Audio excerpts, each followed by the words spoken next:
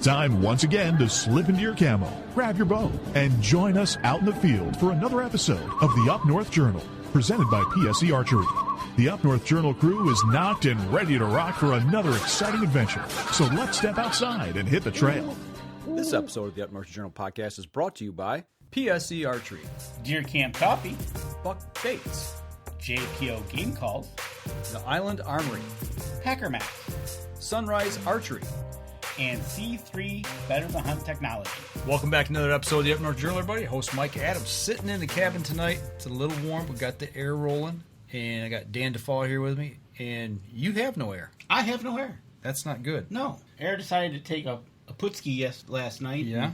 Is what it is. Okay. So you're get in line and getting that all taken care of. Yeah, huh? we'll get it taken care of, see what happens. But okay. I tell you what, it's July, it's hot out, and we're drinking cold brew. It's the only thing to drink right now. Right? My glass is sweating. Got ice in it. Good Fantastic cherry, right? That's right. There's Tammy Delk. There she is, joining the crew here tonight. It's going to be a great show. We've got Antler King on with Robie, and Mr. Mark Maverick Coleman is going to join us to help us with the interview because he is on the pro staff of Antler King. There you go. Right? So, everybody get your favorite beverage, sit back for the next hour, and let's rock and roll this and enjoy some talk about fall food plotting. All right. Well, while we're talking about stuff, let's talk about the people who help us. Absolutely. I tell you what, if you haven't checked out our Facebook page, right now, Deer Camp, which is also Buck Baits, they are in a contest in the city of Detroit to be best of the best. So we have shared that on our page. If you can, go over there, give them a vote, and then help them out. Maybe they can win best of the best for the coffee shop that they have. But other than that, how about Buck Baits? It's going to be about that time of year, folks. Not a few short months, but we'll be out bow hunting. We got some early seasons coming. You want to go check out buckbaits.com. Use the promo code UNJ20. You get 20% off your order over there. I tell you what, it might be hot, but it's not hot enough to get in there to use your Easy Cuts. And if you want a hot 15% off your order, use the promo code UNJ15OFF at easycutproducts.com, and you can get yourself some Easy Cut products that'll make your cutting around your food plots easy. And they got some new swag over there, so you could actually get some cool apparel as well. Absolutely. Next week, speaking of Packer Max, we're going to have Lincoln Roan on the show, and you know it's going to be good, because we're going to talk to him just about everything that should get him cranked up or not put into Facebook jail. That doesn't take much. Right. Does that mean he's getting old and cranky? Well, he's about our age, so. Right? We're getting there. But if you want $25 off your order over at packermax.com, use the promo code UNJ25. The Island Armory, folks. I always tell you, go check out the website because they got something new coming out into the store every day in stock, or they can order it. If you want 10% off your order, UNJ10 at the islandarmory.com. Give Natalie a call, and she can take care of you. JPO Game Calls. Thinking about September 1st, early goose season. Want to get into the Omni series with goose calls. Get over to jpogamecalls.com. Use the promo code UNJ10 and get 10% off your order. Last but not least, like we just talked about, Deer Camp Coffee. DeerCampCoffee.com. Use the promo code UNJ10. You get 10% off your order so you can make some cold brew. Get some UNJ blend to make your cold brew so you can join us with our own blend. There you go. So, do you have the connection to the Great Upper Peninsula? I don't. You don't tonight. Okay. I don't. All right. Well, and but we just give them a quick shout out. Big thank you to FM 123 up in Newberry, Michigan, that carries the show for us. And yeah, you know, up there in Newberry where it is a rock, and let's see if I can quickly. Oh, it's 66 degrees up there. Okay, 66 versus 90 something down here. Right. So I tell you what. You know, it's July. Everybody's freaking out about the heat. It's a little bit dry. My grass has got that nice sheen of brown to it. I like it. It's this time of year I won't be cutting. So what do you think that's doing to the food plots? I don't know, but we should find out. Well, why don't we just do that? Let's get the boys on here tonight. I want to say hi to Mark Coleman and Robie Pruitt, Antler King, guys. Thanks for joining us tonight. I know it's hot here. We complain, but y'all are further south. What's the temperature where you're at? It's smoking. It is literally smoking here. Can you fry an egg on the pavement yet? I cooked a steak earlier. I got about medium rare, but that's the way I like them anyway. There you go. Good grief. It's been hot down there for quite a while. The further south you go, the drier, the warmer it is. It seems like it's just all across the Midwest. And that's what we want to kind of touch on tonight. Everybody's getting, amped up for hunting season. We're here in Michigan. We're less than 100 days away from the opener of bow season. Mark, there in Indiana, don't y'all open on the 1st of October, or is it the last weekend in September? Yeah, it's the 1st. Okay. And what about Illinois there, where you're at? 1st of October. Okay, so about the same time, we've got, 90 days, close to 90 days now, 90-some days till bow season. Got to get those food plots in. But, Robbie, man, where do we even start in weather like this? I mean, what are people thinking, and what are some of the questions you're getting? I'm getting a lot of questions over it, actually. Right now with this heat, the best thing you can do, no matter what you're wanting to plant, is maybe start looking into something that you can plant a little later in the season and still give you a very good amount of forage. With this heat going on right now, you start planting, let's say our honey holes, stuff like that. Here in the Midwest where I'm at, I'm planting that the 1st of August, the 15th of August. And, a lot could change by then, though. We don't know. But if it comes to getting closer to that time, I'm going to start looking more towards our Lights Out mix, which is our forage oat blend that does have some turnips in it, where I can plant it, into the middle of September. So hopefully by then I'll have more rains coming in. But it's dry. And what little bit of rain we are getting, the ground's soaking it up faster than it can come down. It's just not doing no good. Speaking of that, just to put it in perspective, when you plant something like that, how do I want to explain? How much growth do I need to have before a freeze happens? Like up as we get further north in the UP and that, when we get into middle September, you never know. You kind of start dancing. You might get a freeze. Is there a certain amount of growth I need to have? Each species has a different, maturity level rate. But what a lot of people don't realize is, let's go back to our honey hole, which, our honey hole this year, which I'm very proud to say is 30 years old this fall. That's the first annual mix that Todd Siddleberg ever put out. And its 30-year-old its birthday is this year in August for 30 years of this one mix there. I mean, it's just phenomenal. And that's still our number one selling mix. So, but let's say the honey hole there, you're looking at a brassica turnip variety. Everybody thinks bulbs, turnips, radishes. That's all they think. They don't think about all the forage that deer is actually getting from them brassica leaves. So even if you're planting your honey hole or your just straight turnips or straight radishes, even though you're planting them a little later, where they're not going to fully develop that bulb, you're still going to have so much high protein food there that is going to get you all the way through the deer season. No problem at all. So, and that's what the deer is pretty much going to eat on through anyway. Now, yes, you are going to lose some late season food with the bulbs if they're not fully matured, not as much forage there for them in the frozen time of the year when they're trying to dig them up and eat them. But when it comes to high energy food source, I don't really look at it as saying, man, I got to get this honey hole planted by the 15th. And if it's not the 15th, I'm not going to plant it because I need this much time before that first frost. I don't look at it that way. I look at it as in what Mother Nature has given me. I planted many plots of honey hole in the second week of September and had the most beautiful plots you had. Instead of having softball size turnips, I have baseball size. That's my favorite size anyway. So a lot of people jump ahead and they plant way too early, and that's worse than planting late.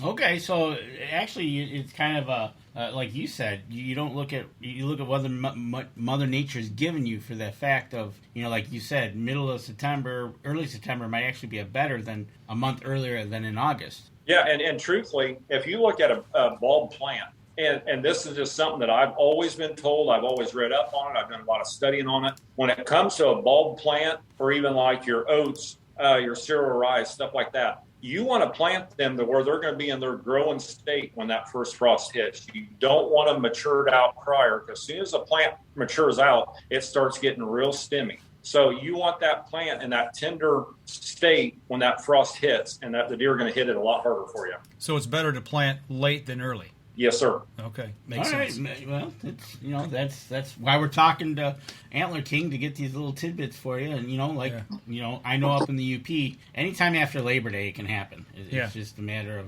how the weather's playing, and it's like, okay. And the way he said it, I think actually, if I go up, which I plan to do over Labor Day, I should plant. There you go. Well, looking ahead, Exactly. looking right now with the way the weather is in a lot of places, even natural forage right now has got to be down. There's no rain. What can we do to? I don't even like Danny. I don't know how to quite put this, but if we start getting those rains and we get our stuff in the ground, it's going to shoot up. It's going to come up quick. Yeah. What about the competition with natural browse versus our food plots? I mean, is there anything we need to really pay attention to that? No, not really. I mean, I don't think so. The one thing I would tell people, and this is going to sound like a sales deal, and it's not a sales deal. Like right now with, let's say, my clover plots that I have right now, that they're dormant. Mm-hmm. They're dried up. They're dormant. It happens every year to us here in Illinois. We have this drought come in. Then coming in closer to October, we'll start getting hammered with rains, and the plots will be beautiful again. Mm-hmm. So what I try to tell people is that is the prime time to start using our liquid fertilizers. Our clover fuel for the clover products, the legumes, and then our jolt for the annual mixes. If you take a plant that is in its dormant stage, you don't want to spray it on there then, because the plant can't intake it. So when that plant gets the moisture it needs, starts to green back up, that's when you can hit it with our liquid fertilizers, and it's really going to give that plant a jump start and help you out a lot. Okay, makes sense. And as you're talking about them, we're showing them on right off the AntlerKing.com website, and you can go on there, check them out, what Robbie's talking about, and you actually just put them into your cart, and you can order them right from here. And as we know, as of today, it's free shipping.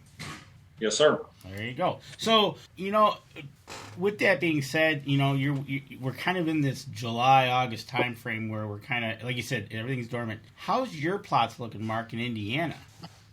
My plots, I was down there last Saturday. I've got 2 trophy clover plots, 1 game changer plot. And like Robbie was saying, they've kind of just gone into a dormant stage. I do have 1 trophy clover plot that's down in the bottom, and it gets a little bit of sunlight, but quite a bit of shade, and the deer just won't leave it alone. And I haven't had to go down there and mow that for a while, which is kind of nice, but it's just, I'm kind of just anxious. We got a rain on Sunday that I think is really going to help us. I did get some honey hole put out, hoping that it takes off. But no, the trophy clover, I haven't hit it with the clover fuel yet, but that's my next step, is to get that clover fuel on there. Okay. And you mentioned versus in the shade versus out in the direct sun. Obviously, something in the shade right now is going to do and fare a lot better in this heat. And I got with the shade, keeping direct sunlight off, it's going to help hold what little bit of moisture we got. Actually, I think we got a picture here of that food plot you're just talking about, Mark. We're going to. Yeah, it's a picture of you off your Facebook page. You've got the bag of Antler King in it, and it looks like you're a little bit in the back of the picture coming off the trail cam. But look at how green that is. And I tell you what, for comparing that to my lawn, that looks pretty darn yummy. I haven't mowed my yard but one time this month. I know, right? So.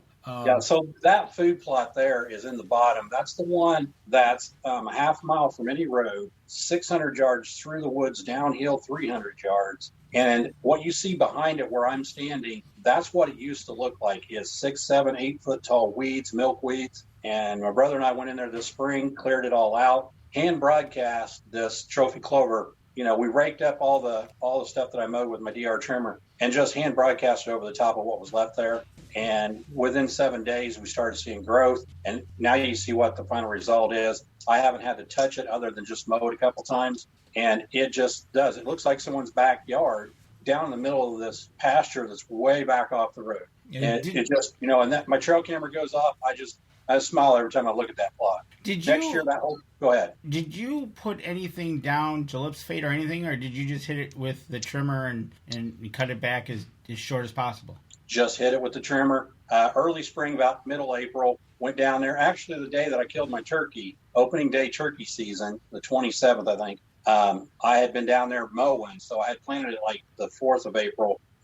And I just, I mowed it. We raked off all the cut stuff, got it back down to as close to the bare dirt as we could, and just went through and hand broadcasted out there, let Mother Nature do its work. That trophy clover, I'm telling you what, it's a perennial that'll last 6, 7 years. It'll keep coming back. But when it takes hold like that, it just looks phenomenal. I mean, I know Robbie's a trophy clover, or he's a clover nut. I'm starting to see why. Every time I go down there, it just looks better every time. I even left a little circle there in the middle of growth that I didn't mow just to show you what it would look like if I didn't mow it. And I put that bag of deer feed right there to kind of show off the distance from the camera.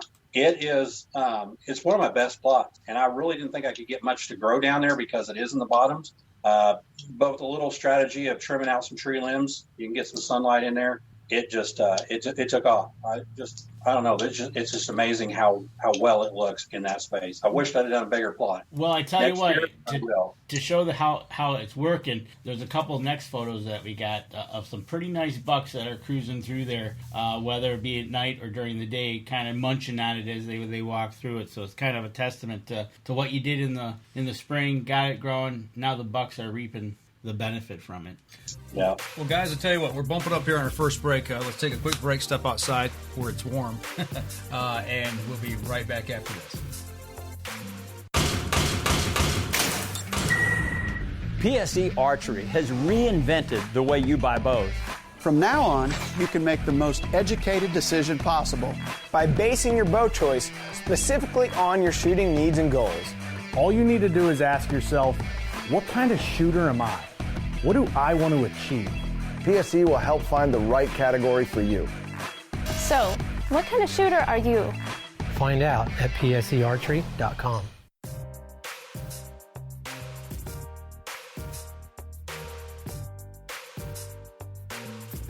Welcome back. Second segment of the show.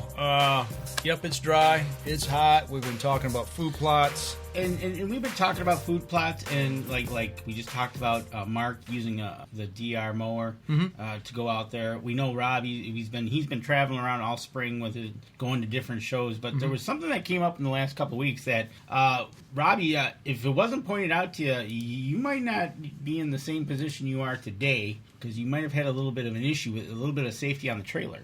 Yeah, exactly. Yes, sir. I'll tell you what, it woke me up. I've been around trailers my whole life. I've been backing them into boat docks since I was 8 years old. And I've always been the guy that always keeps the track of my trailer. I'm always checking bearings. I'm always checking air pressure. I check the coupler, make sure it's not breaking down. And I pull a trailer a lot, especially on the show circuit. We have an aluminum 20-foot enclosed trailer, Antler King trailer.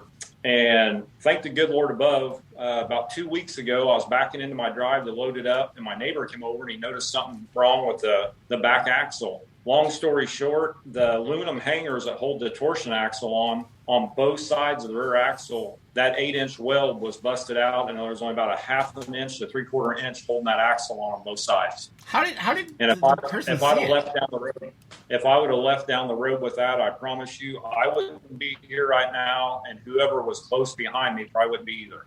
It would have been terrible. Was that just a visual sight that somebody saw it walking up to the trailer when they were looking at it? He could tell the back axle, when I was backing up into my driveway, he could see it hopping. And what that axle was doing was flexing on that weld back and forth, up and down. Oh, wow. Okay. And he just happened to come over to see if I needed help loading the trailer up. And, another half hour, if he wasn't there, a half hour later, I've been driving down the road pulling it. So, I've been telling everybody, crawl underneath them, especially, I put it out on social media for all the guys in the show circuit right now that, hey, get underneath them trailers, look them over. This is the very first aluminum trailer I've ever owned or ever had. All mine are steel trailers, but I just never really thought about the hangers on the steel ones, but I'm even checking them now, check them all out. So, yeah, it's not worth it. We put a lot of miles on these trailers, especially the guys food plotting. Don't get me wrong, you see it every day, and I see it. I am very anal when it comes to loading a trailer. I know what a trailer will hold. I know what I can put on it. Every day I see people overloading trailers and got bent axles, the whole 9 yards, just trying to get a tractor here or there or something. It's a death trap waiting to happen. We see a lot of it here in Michigan going up down I-75. We see boats on the side of the road where they have back bearings. They got a bearing welded up on them. Tires blown, not checking air pressure. And this goes for campers too, because I do a lot of camping. Yeah, exactly. And a lot of these trailers, if you buy them new, check the tires that are on them when you buy them, even though they're new. There's a lot of tires out there that are not rated for the trailers they're on, and it happens a lot, especially in the camping industry, and it'll blow a hole right through the bottom of your trailer, and it could kill somebody, actually. Yep. exactly. You know, that's what we did. As soon as I found out about tires, I looked at mine. Sure enough, they had what's better known as China bombs. That's what people call them. Yep. And first thing I did is I went down to the local tire shop and I put some Goodyears on it, endurance, you know, that are rated for trailers. And I feel safe now. You know, it's good, smart call. It's not worth it, you know. And not only that, tie your loads down. Everybody knows I had a welding clamp go through the windshield of my Jeep about 3 years ago, and nearly took my head off. It came through my windshield at 70 miles an hour, and I couldn't react fast enough. So, yeah, safety. Yeah, and because we talked about kayaks last week, about the class that Mike took is about safety. And it's all about safety, whether we're doing it at work, whether we're doing it at home, whether we're doing it out in the woods. You know, in this case, we're food plotting. Driving tractors. Even if you're driving a three-wheeler bike, there's got to be an amount of safety involved. Mark, you want to chime in on that one? I agree. When you put someone that's 250 on a three-wheel bike and you try to pedal that thing, you better be careful. I've got video to prove it. We might see that here soon. Yeah. I tell you what, we laugh about it now, but all it takes is that split second, and it changes our life forever in a good or a bad way. And then it should have been one of those shoulda couldas. Yeah, you know, even chainsaws. You know, putting you're cutting a food plot in, and you're removing stumps and removing trees or a DR trimmer or whatever. I mean, check the equipment, go over it with a fine tooth comb before you get out there and start up with it. Yep. So absolutely. So I just want to bring that out this second segment. Totally forgot about it first, but safety is everybody's key. Come home safely, whatever you're doing. But getting back to food plots, here we're like we talked about. We're in July. If I have a food plot that I planted in the spring and it's going into this dormancy now, do I just let it keep going dormant? Yes, sir. Yep. The worst thing you can ever do to a dormant, let's say clover plot, alfalfa plot, anything like that. Worst thing to do is get on it. Stay off of it. Don't try spraying stuff. Don't be spraying any herbicides. Don't be spraying any fertilizers. Because number one, the plant's not going to, you don't want to put any more stress on the plant by spraying a selective herbicide to kill grasses or something out of it. You want to stay away from that. And then the fertilizers, they're not going to intake them in like they should when they're in the dormant stage. And number three is when them plants go dormant and you start seeing them brown up and they get brittle, when you drive over them, you just destroy them. So it's not like when they're a lush plant and they stand right back up. You'll literally destroy the plants. So the best thing to do, stay off of them. Unless you got the means, it is very hard to give that plot enough water, trying to water it to help anything. A lot of times you're going to hurt the plot. So unless you're giving that plot, 30,000 gallons per acre every other day, a 1-inch rain on a dormant plot that's been dormant for 2 months, you're not even going to see a difference in it. You got to continue having them rains to get that soil built back up. That one inch rain ain't going to do nothing for it. So the best thing to do is stay off of them.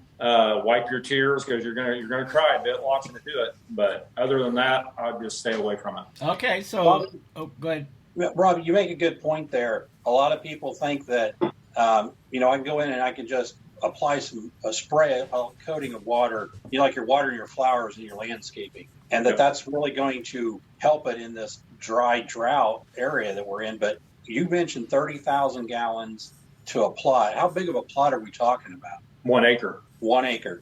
You're looking at 33,000 gallons of water per acre equals 1 inch of rain. And you want to do that how often? If I was going to do it and I had the tanks to do it, I would, in a drought situation, I'd be doing it about every other day. Yeah. And, along with the recommendation of staying off the plot so you don't damage the plants, reaching that with water without really invading that space, you're just not doing yourself much of a favor. No. You pretty much, when you do something like that, you pretty much got to start in when you see that drought coming in and you're like, man, my plants are starting to turn. They're still not in the dormant stage yet, but they're starting to turn. That's when they start. When them plants go dormant, I'm going to leave them alone. I don't water anything. Now you can get by let's say somebody's micro-till plots. Yeah, you can get in there, and if you take enough water, and when I mean micro, I'm talking 50-foot by 50-foot plots, stuff like that you can spray across of them, the whole 9 yards. Usually you can help a plot out like that and water it enough. But even like with germination, I try to tell people, and they think I'm crazy, the worst thing you can ever do for germination is water a plot, because I promise you can't get enough water on it unless it is a little tiny micro plot. So let Mother Nature take that. She's either going to be good or bad to us. 90% of them seeds are going to lay there dormant. You're never going to have an issue with them. When you start getting the rains, as long as the birds haven't came in and picked every single one of them out, they're going to germinate and they're going to go. So I'm a true believer. I quit sweating it years ago, and I just let her do her thing. And some years she's good, some bad, and most of the time it pans out and it's pretty good. Well, while you guys were talking here, I did a quick search, 33,000 gallons. To put this in perspective, a smaller size truck that has a capacity, a larger tankers have a carrying capacity of 11,000 gallons. Yep. 11,000. That's a tanker truck. You need three tanker trucks. You need 3 tanker trucks for 33, per acre, and that's every other day for an acre. Yep. Okay. So right now we here where we're at. We got some rain today. It was a quick hitter, but we went pretty much the whole month of July, just like everybody else. No rain. How many days on average would you say it would take to get a green up back and get it vital? I mean, what are we looking at? A couple every other day for a week, 2 weeks? What do you think? If you can get some rains coming in, say a good rain, you start getting some moisture build up in that soil, and then you just have some nice showers, hit and miss throughout the week, you'll see a big difference in plots in a couple of weeks. You'll start seeing them green up. You start seeing them turn, and usually this time of year, you might start catching them cooler evenings, which is going to help. Cooler mornings. I can see, last year I went, almost 3 months with 1/10 of an inch of rain. Okay. And my clover literally was brown on the ground, the worst clover I ever seen in my life, and I planted it for 30 years. And within about 3 weeks, I had a green carpet, and within about a month and a half, it was literally it was the 3rd of October. Our season started the 1st. The 3rd of October, it was actually matured out. Okay. So it will explode. A good perennial will do that. So one thing I've noticed a lot with, especially if you get into, let's say your brassica annual blends and stuff like that, and you got moisture and the plants come up and they're doing good, and all of a sudden the rain's good away from you and they start to dry up a little bit. I've seen more issues with bugs getting into them than I have as in the moisture. Okay. So you usually have a little bit more issues with bugs. But other than that, then they will do the same thing. But now if you get, and usually with an annual, you don't get into a drought where it will go dormant dead, because you're planting August, September, mid-September. We usually got some rain starting to roll in. Mm-hmm. So it's that plant going, because if that plant dies, it's dead. Where a clover, your perennials are going to go dormant and come back to life for you. Your annuals, when they're dead, they're dead. Gotcha. Okay, so with that being said, as we get in more, I look at this, the more it's more of a later timing. When July and August happen, kind of just let it roll. Mm-hmm. Don't over sweat it, overthink it, but just hit it hard a little bit later and wait for it. And a question that did come across from Adam Wynn is, I think I know the answer to this one, but what's the best tip for a newbie food plotter? The best tip? Number one, check your soil and see what your pH is. I knew that was going to be the answer. That's why I brought it up on the screen. And if you go to the website, you can go right into the soils, and they've got a instant test kit by Antler King. There's 4 tests for one price, and the results come in 20 minutes. And Mark, you did that? I did that. Yes, that is step number 1, and it's an easy process, instant results. You don't have to send it off. Antler King has made that step, that crucial step, so easy to do. You just need some distilled water, a couple, 3 cups, 8 ounces. Boom, you've got what you need. It gives you that indication. You go back and you look and you say, okay, now I know what my pH is. What's going to be the most suitable food plot that I could plant in this space that I'm going to get the best results out of it. So definitely test your soil, test it every year. And there's ways to improve your pH if you do find that you've got, a low, a 5 or a 4.5 in an area. You can add different things to your soil to make that pH grow and go and get higher, which will be more, bountiful for the food plots that you're planting. So you're not just throwing money in the ground. Speaking of throwing money in the ground, you get your food plot test back, and you got some work to do. With the cost of everything right now, a lot of guys are going to say, I just can't justify spending the money right now to bring the pH in balance.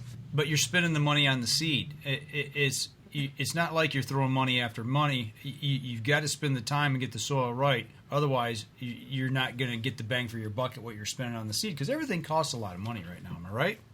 You're exactly right. But here's the way to look at it is, when you're starting a food plot, like I said, the first thing is checking your pH of your soil. Checking the pH of the soil and adding lime is the cheapest thing you can do to that plot. And it's the number one step most people don't do.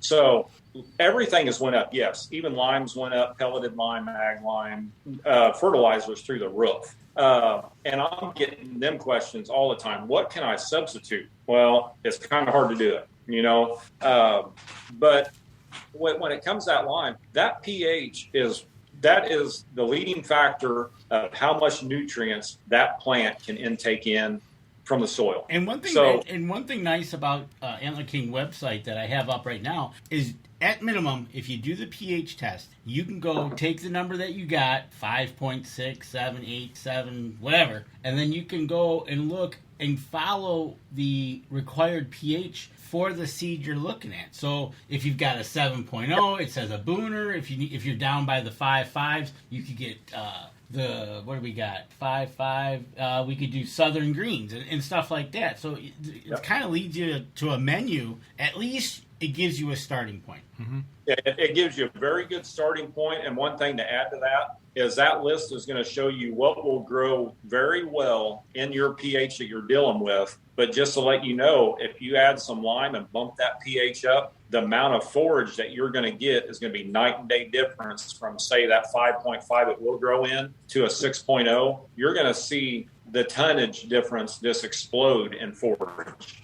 No, exactly right. So, and you're not wasting money on fertilizer. Well, that's kind of what we were talking about. Is the minimums that we need to do, with the prices of things. But there's certain things you have to do, and pH is one of them. Okay, I got a question coming in here from Adam. It's kind of multifaceted. He says, if I'm planting a field edge with clover and corn is already planted in the field, should I still do a test? He says, isn't it already? It's already farmed yearly, so shouldn't the soil be fine to plant in?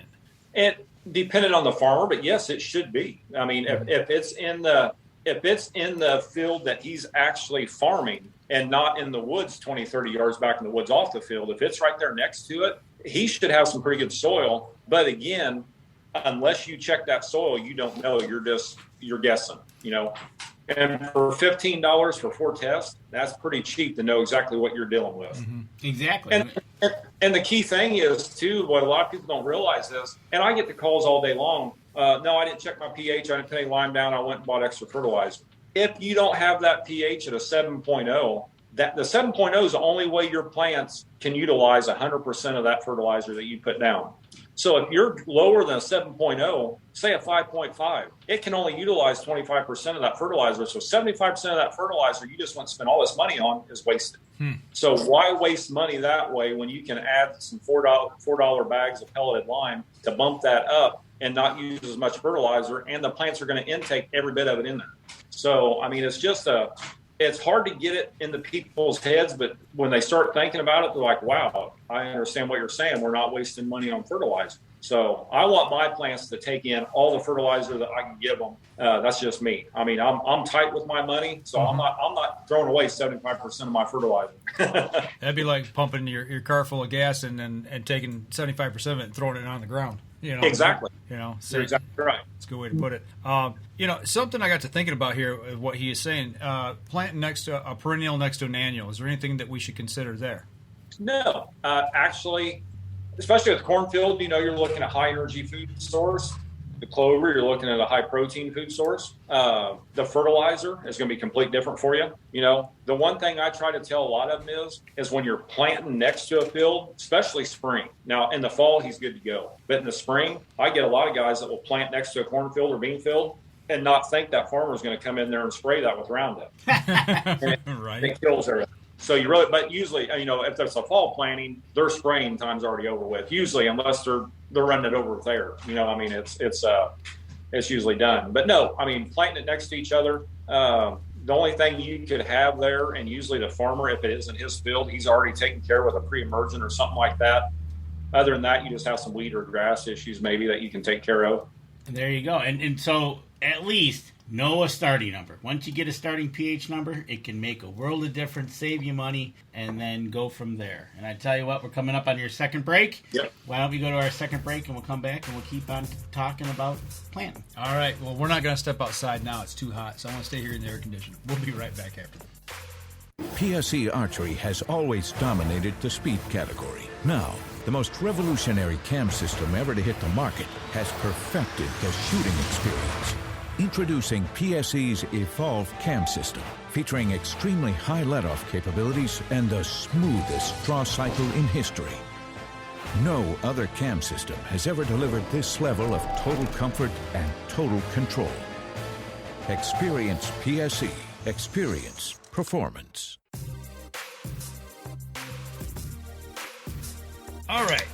We're back. Third segment of the show. And in the commercial break there, Adam also just chimed back in and says, is there anything you could recommend that would be, other than Clover, that would be better for a field edge?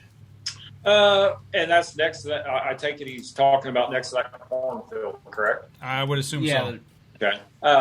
He can go different ways. I like looking, when it comes to my food sources, I like looking for what the deer are going to want. So you got the corn there that's got a high energy food source. Most of your annual plants that you're going to be planting is a high energy food source too. So you're kind of getting doubling up on the energy. But again, the energy food source is what gets that deer through to the next year. That's what puts the fat back on his body. He needs that. So when I'm doing next to field edges, I'm 90% of the time I'm running honey hole on it.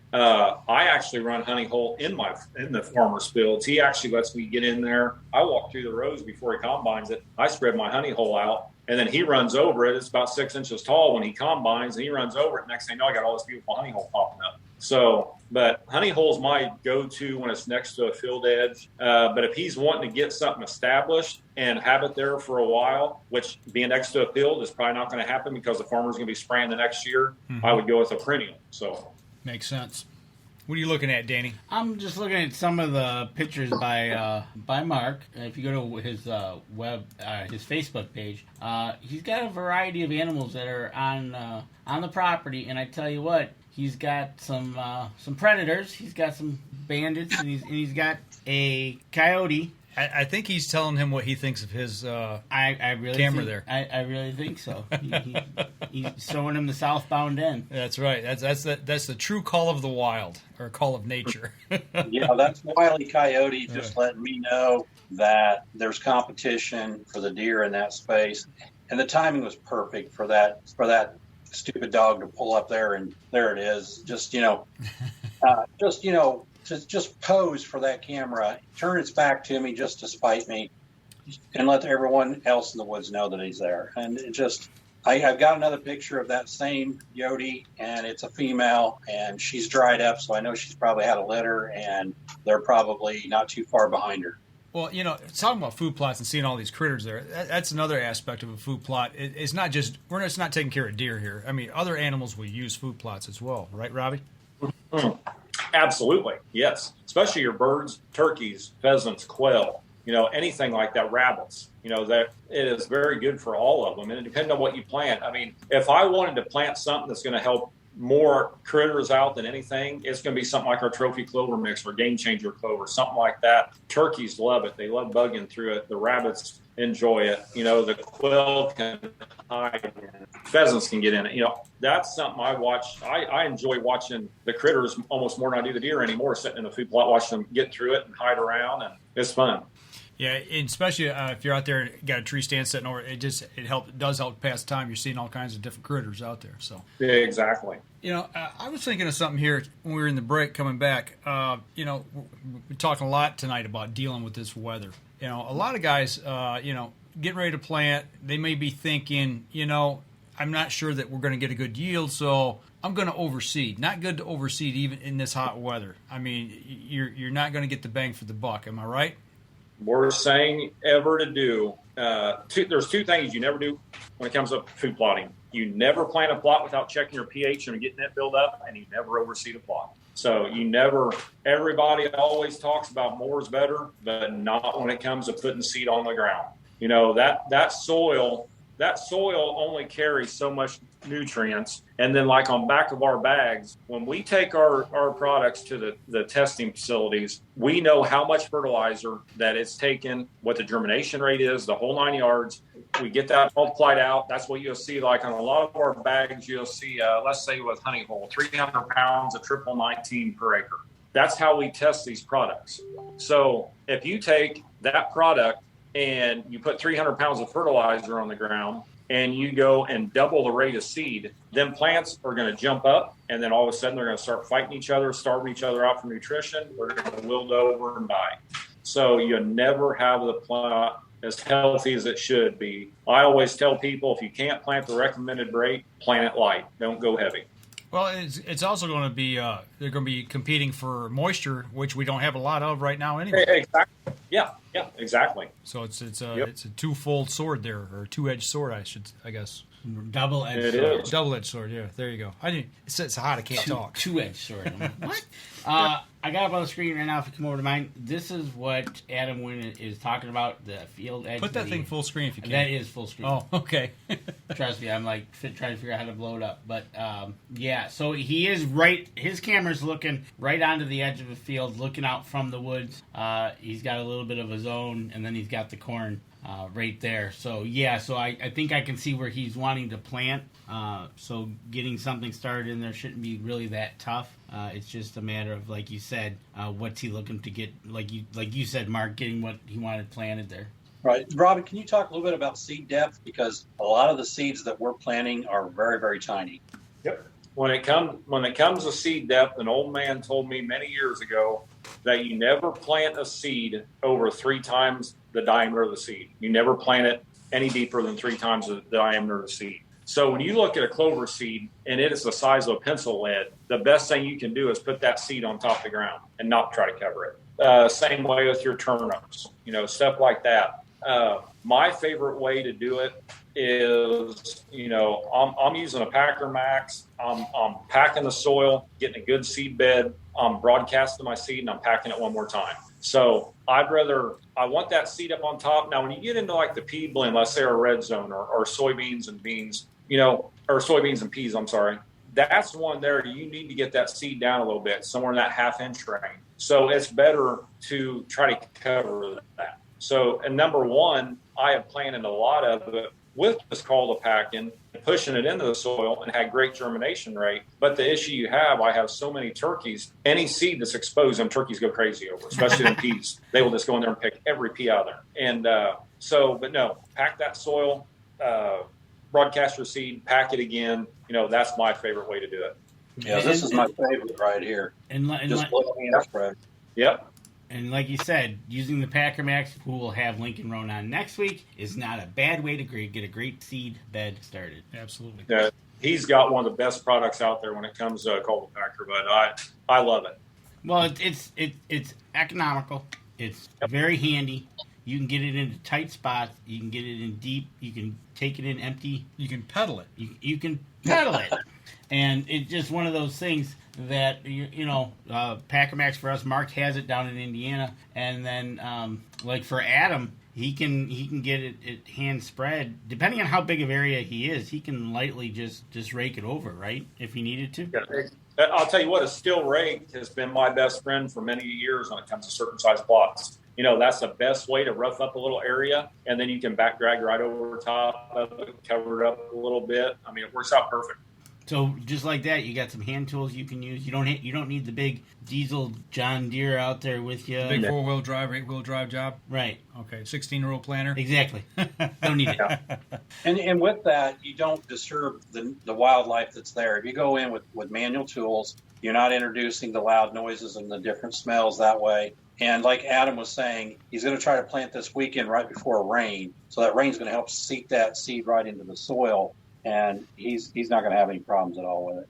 Well, I'll tell you what, planting that right before a rain, I would get in there. I would rake off all the debris in the area. I'd broadcast it right on top and let Mother Nature set it. I wouldn't even try raking it in. There you go. So, I mean, it'll set that well, we're talking honey hole or trophy clover, whichever one he picks. Both will work great that way. And one thing about it is a lot of people don't realize, and I get this call more than I do anything, is weed problems. And Anymore you're getting so many people using till, and you're getting them using bigger equipment, bigger disc, plows, everything. The more you work that soil and the deeper you work that soil, the more weed seeds you bring to the surface, they germinate. Everybody thinks they can go spray a plot, kill it off, work the soil. They should never see a grass or weed pop up. Every time you work that soil, you bring them weed seeds up. And that's where all that comes from. So when you're doing like a no-till application like that, even with a still rake or just putting it right on top, you're not disturbing that soil and bringing all them weed seeds up. So that area that you got killed off and it's dead, you're going to have a lot less weed competition by doing it that way than if you went in there and dissed it up 6 inches deep.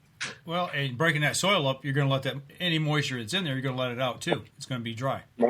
And, and come back to the moisture, that's just like with the Packer Max. When you call the now, you got to have some moisture in the ground. It can't just be, dry as a bone. But if you have some moisture in that ground, very little bit, that Packer Max and the weight of that thing will actually help pull that moisture to the level, to the surface level. So it really helps in the germination rate. There you go. That's awesome. I tell you what, it's just one of those things. It all works together. It just, you got to put the time in. And I tell you what, I think we're coming up on our last break already. Yep. And so when we come back, we're going to talk a little bit more. All right. We're going to take our last break. We'll be right back after this.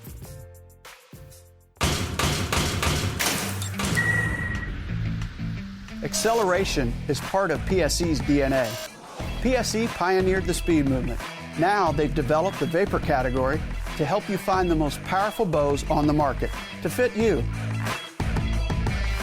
High speed equates to intense power and building the momentum you need to be successful. Are you a vapor shooter? Find out at psearchery.com.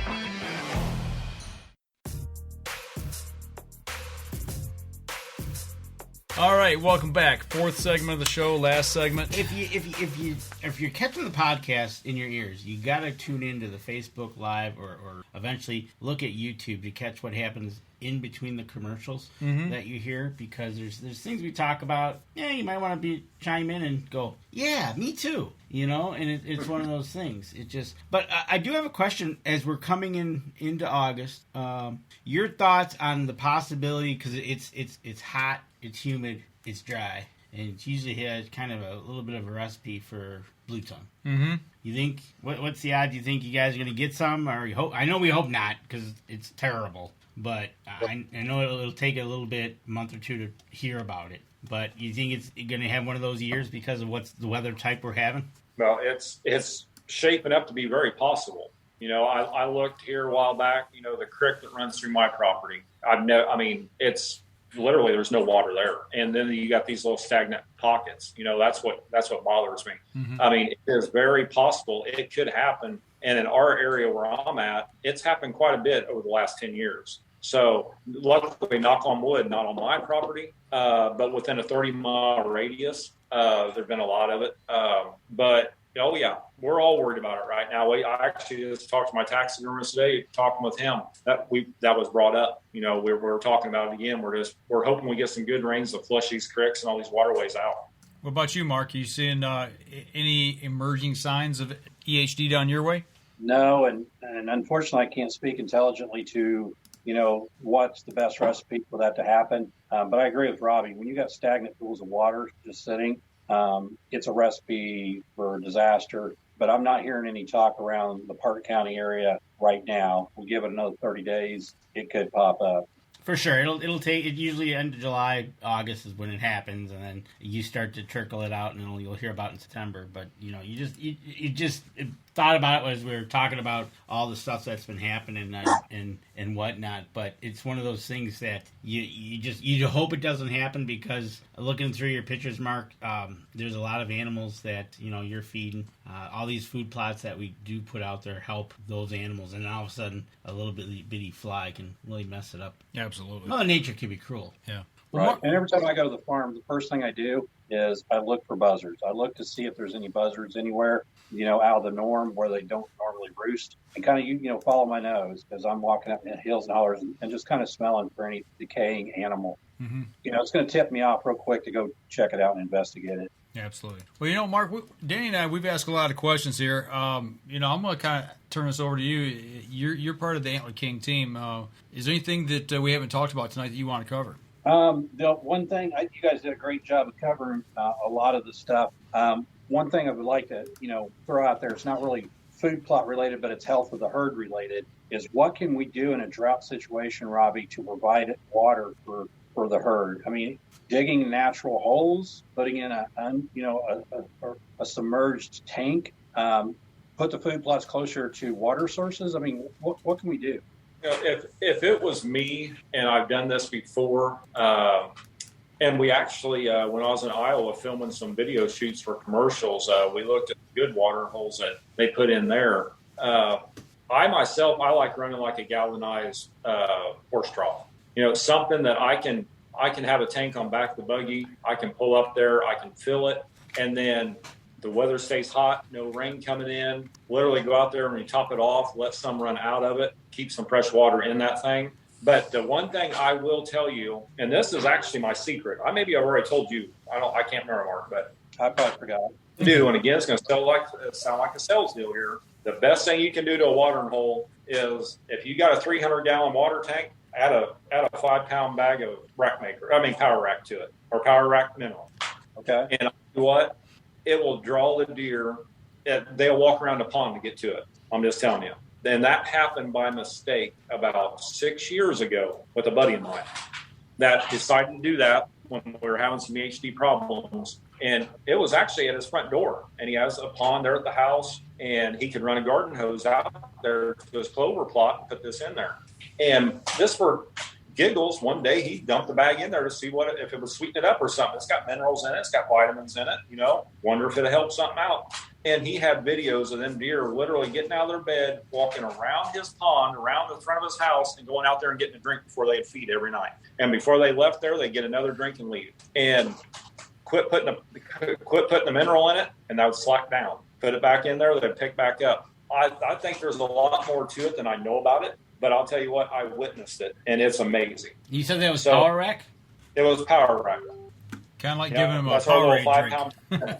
Yep. Sounds like but it's loaded full of vitamins and minerals, and it works out great. But no, to get back to your question, I like using the troughs like that. I'm not big into digging a hole in the dirt. To me, you can get stagnant water a lot quicker that way, unless you start lining it and keep it up out of the ground some. It's definitely going to help if you can keep refreshing it. But I just like the trough. I like using a trough where I can shade, or would you put it out in the sun? I like mine in the sun. Okay. So, yep. Danny and I ran across something here this last week, and people were talking about putting water troughs out. And somebody brought up the question about, I don't have running water to it, like a cattle trough where you've got access to put plumbing to it. They were worried about algae growing in it, and it was mentioned that if you put a piece of copper pipe in it, the copper in the water will actually kill the algae. Have you heard that? That will, and also a cap full of bleach will do the exact same thing. But yeah, the copper will cut algae. Okay. Yep. And another tip was, if you're going to put a trough in the ground, don't put it even with the ground. Leave it above it. Leave it up a lip, because you'll have fawns falling in it. Yep. You want to leave it up off there. Yeah, I like all my water sources up out of the ground. If I'm putting them in the ground, they're still going to be partially out. I don't like them at ground level. So how high out of the ground? If you're going to put it in the ground, how high would you leave it? If I'm going to put it in the ground, I'm probably going to do half and half. Okay.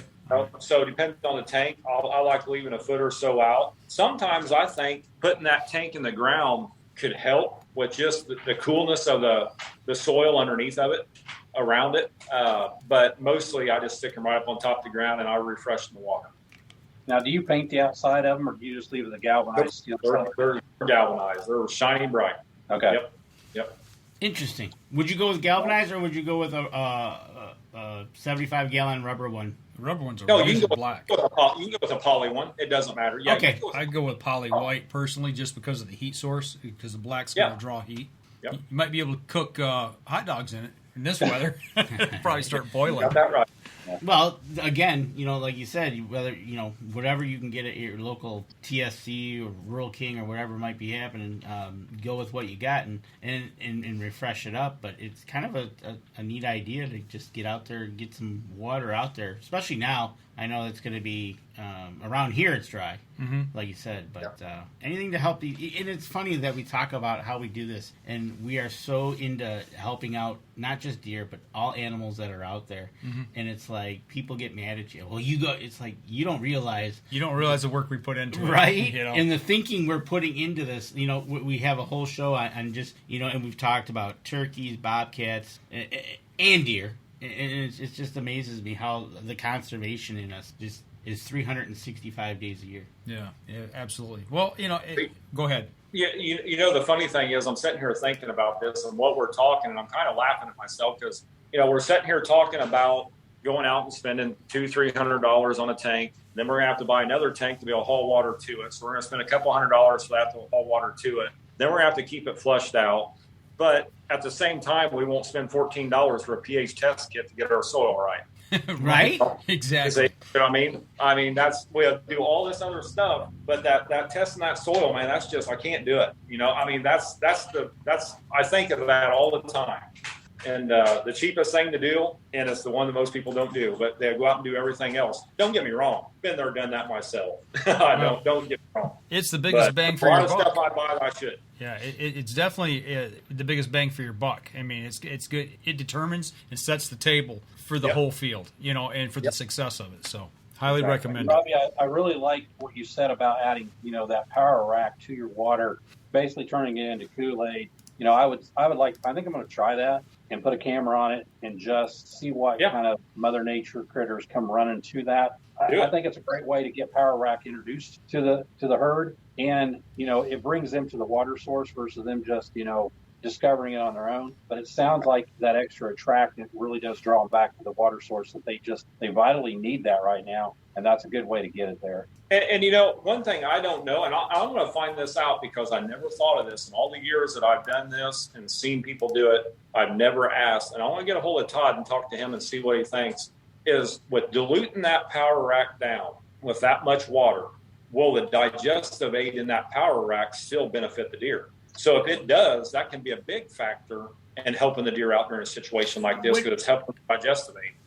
Okay, so let me just follow you on that for a second. So you have a product, and I don't know the size of that bag, 5-pound bag. Okay, so that 5-pound bag has got X amount of something in it to help them digest, correct? It's got a digestive aid in it, yes. Okay, so if you take that 5 pounds, put it into a 75-gallon tank, we dilute it by that much. I'm going to guess, and I'm going to take an uneducated hunting guess, that as much as it's been diluted, I bet you there's some traces that will help. I would agree. I'm with you on that. I'm going to do some research on it. That's something I've never thought of as a digestive aid. I always think of the vitamins and minerals and not the digestive aid. I'm going to do some research on that. And it's kind of funny. I think Mark said it, or you did, Robbie. It's almost like a power aid, right? Yeah. So just getting it into their system is going to help them. Yeah, now, exactly. You got to let us know what you come up with because that's going to be awesome. I will. I'll be on that tomorrow. I'll be calling the man tomorrow and talking to him about it. Yep. Now, I want to know the ratio of water versus what the ratio is for the right mix. Okay. For that. Does Rural King have Antler King seed? Yes, they do. There you go. That's your answer. You can put in a zip code, I think, on the website to find a local dealer. Yeah. We have a dealer locate on our where website. To buy? Found it. Yep. Where to buy? There you go. Just enter your zip code, and it'll tell you where to buy it. And speaking of that, Robbie, as far as where to get Antler King, you've got a show coming up end of August over there in Illinois that you're going to be at. What's the dates on that? The dates on that are the 26th and 7th. Yeah. And just to let everybody know, I am going to be set up there. I'm not selling product.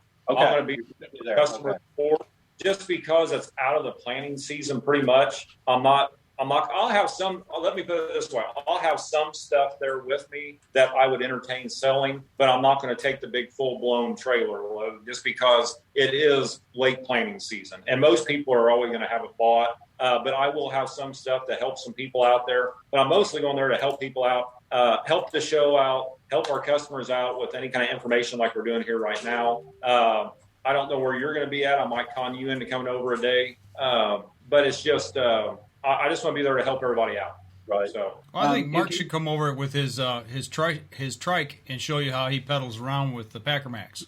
Yeah. He'd be good burnouts in the drive. Load it down with Antler King and pull that power or that Packer Max behind it. There you go. He's gonna have a big block Ford in that thing before it's over with. I'm gonna paint it too. I'm gonna change it to black and orange. There you go. Another thing, Robbie, just on the tail end of that, in August, you're going to be busy the first week or so of August. Talk about what you do there that you've done. You volunteered for like last 18 to 20 years helping out. I'm with the United Special Sportsmen's Alliance. I help them with the board. I'm a volunteer for them. We just work with special need kids in the outdoors. In the hunting season wise, like in October, this is actually our 20th anniversary for our dream hunt. So we're taking 20 special need kids on the first deer hunt. So I will guide / mentor on that, like I always do. That's my baby there. But the one I'm going up to in Wisconsin, that's what we call our Summer Fest. Is we bring we'll have anywhere from 200. It depends on the year, 250 to almost 500 kids that are with special needs. And we have free shooting. We have rifle range. We have pro bass fishermen there, pro cat fishermen there, running their boats on all the lakes for us, taking the kids fishing, arts and crafts. We just have great big 3-day event that just let these kids get out and enjoy. They tent camp. The ones that are able to, the ones that aren't, 15 miles down the road, there's hotels. So if they need electricity for health machines and stuff like that. It's just a great time.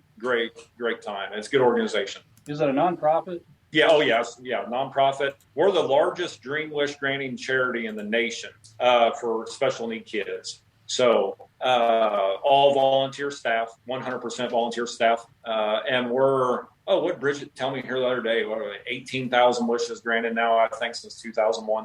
Wow. So, yeah. Yeah, hats off to you guys. That's a great thing to do. Can people give to that nonprofit? Can they sponsor and support that? Oh yeah, you can go to childswish.com childswish.org. You can look up all the stuff for sponsorships, or if you're wanting to volunteer or anything like that. We have all over the world. We have events going on, fishing, hunting, everything. I mean, it's year round. Yeah, don't tell me that sportsmen don't give back. Yeah, exactly. Now that's my passion right there. So yeah. All right. I got one question it's directed at me from my brother. He asked me what my pH level is, and I just happened to do a quick dig, and I had mine tested. I don't know if this is the latest one. It looks like it was 2020. I'm at 5.4 on my northwest plot, and my other one is. You're making me dizzy scrolling there. I'm 5.4 on both plots. Okay. Northwest and northeast. There you go. Does it get 5 hours of sunlight every day? I know the one plot does. Okay. The other one is in a shady type timber. Yeah, I'm thinking game changer for the shaded area. So I've got an area that's 5.5 in the creek bottoms that is shaded, and game changer is just going gangbusters down there right now. And what I did is I sent mine off to Mossy Oak Biologic. I sent them a couple samples, and they had it back within a few days. Nice. Oh yeah. The biggest point is make sure you get a soil test done before you start dropping seed on the ground. I don't care where they get it done at. Just get it done. That's the best thing they can do. It's the best money you can spend on your food plot, and it doesn't cost that much. You know what? We keep talking about food plots. We've been talking to it for about an hour, and we're coming to the end of our show. But, Robbie, tell everybody if they want to learn more about it from Antler King. You do something also live as well on Thursday nights? We do. Through the first part of July here, we have shut them down. We're actually getting ready to fire them back up next Thursday. Thirsting for knowledge. It's something that we just get on. What I want people to do, and I got a list of it right now. They email me in questions and stuff. I answer them, but then I also bring them up on our show too, our hour-long show. So there might be somebody else there that has that same question that hasn't asked it yet. So I like going through them, but it's pretty much a question and answer type deal. People just get on there live with me and they just start asking questions. Mark's on there all the time, asking questions and stuff like that, and helping our guys out with some answers. And so it's a pretty fun event. And that's on Facebook? That's on Facebook, yes. Okay. Which Facebook page? Our Antler King Trophy Products Inc. Here you go, folks. Got it right up on the screen. Just go over to Facebook. Go to the Antler King Trophy Products Incorporated Facebook page. Give it a like. Give it a share. When he goes live, you'll be notified on Thursday nights. There you go. Yep. Well, boys, thanks for joining us tonight. Robbie, Mark, both of you, thanks for taking some time out. Mark's on staff here with us, but he's also on staff with Robbie there at Antler King. So it's nice having somebody that knows both sides and can help us out tonight. So, Mark, absolutely, hats off to you. Thank you for joining us. Thanks, Robbie. Yep, thank you. I appreciate it. Hang with us real tight after the show here, but we're going to wrap up. For everybody who's listening to us on iTunes, go over to iTunes. Make sure you give us a review over there. That helps us and it helps people who support us. And for those of you who are following us here on Facebook on the lives, give us a like, follow, share. Do that on all of our social media. Do the same for Antler King. Go over to theirs. Give them a like, follow, share as well. This all goes around together. We help each other out. And, us sportsmen, we got to stick together. It's imperative that we do. So with that being said, next week, the one and only Lincoln Roan Packer Max will be on the show. You know it's going to be a good show, so get your questions ready, and we will... We're going to be talking about Packer Max, obviously. We'll be talking a little more about food plotting, but I have a feeling we'll probably dive into the Michigan hunting regs this year. I'm pretty sure we're going to go off. We're going to go off into the weeds real quick. I got our 2 soapboxes all waxed up, ready to go, and I know his is ready. And we're going to get him fired up and turn him loose. So, and then the week after that, which I think we're into August. Yes, is we're going to have the boys on from Indiana, Southern Bait Indiana Company, Southern Indiana Bait Company. That's right. We had them on back February, March-ish, somewhere in there. These 2 young brothers actually have got their own plastic bait company. They've won many awards in different categories throughout the United States. These kids are just incredible. They're not kids anymore, they're young men. But anyway, we're going to get them back on the show. We're going to talk about what they've been up to. They have been hitting it hard the last 3 or 4 months. We've been following them here on Facebook. So that'll do it for us this week. Y'all take care. Make sure you join us next Wednesday night. We're going to have Lincoln Roan on, and I'm sure we'll have a lot of fun. Y'all take care, and we'll see you again next Wednesday night, 7:30. This episode was brought to you by PSE Archery, Deer Camp Coffee, Buck Baits, JPO Game Calls, The Island Armory, Packer Max, Sunrise Archery, and C3 Better the Hunt Technology. Thanks for listening, and join us again here next week. Until then, remember, as we always like to say, if you're out on the water or in the woods, shoot straight and be safe until next week on the Up North Journal.